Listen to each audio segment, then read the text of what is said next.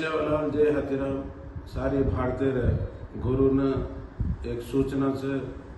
कि बापू हाथीराम बरसी उत्सव आलो ये महीना अक्टोबर 18 वन्नी से 18 हेटे तिरुपति वन्नी से ऊपरे तिरुपति अनु 17 जो प्रपंच में एक मंदिर बांधे जो विग्रह प्रतिष्ठा भी है। ये 3 दिन सारी गुरु से आताने ये प्रोग्राम सक्सेस करना पर से विनंती करके अनुज आज भारत देश में 500 राष्ट्र में जो बंजारा जो भाई है आज हाके काने जो लड़ाई मारे थे वो हाके सारू एक